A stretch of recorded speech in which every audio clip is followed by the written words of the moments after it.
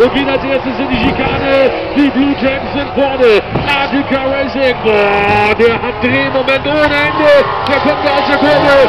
Und die Blue Gems sind vorne.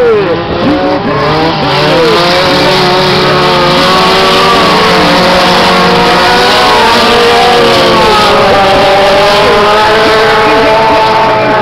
Kann er jetzt dann die Leute angreifen?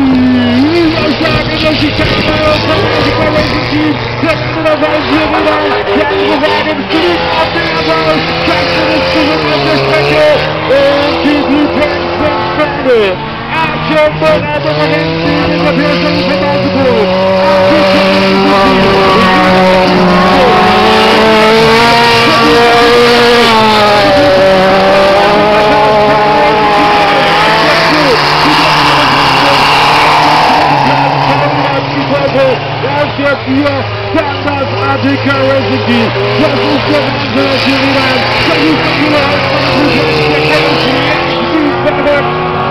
da haben wir umgesattelt von 100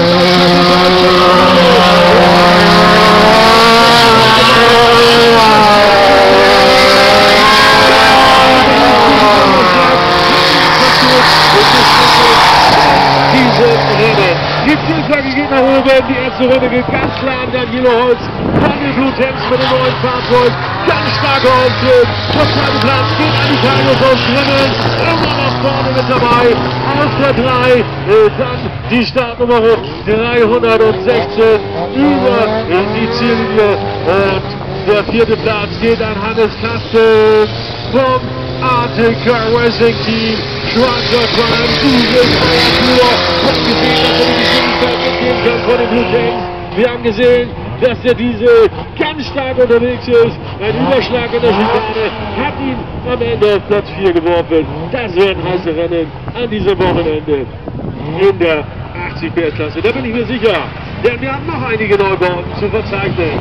Zweites Rennen. Daniel Wendt ist dabei vom Dani-Team. Lars Marquardt vom Levi Club, die 211.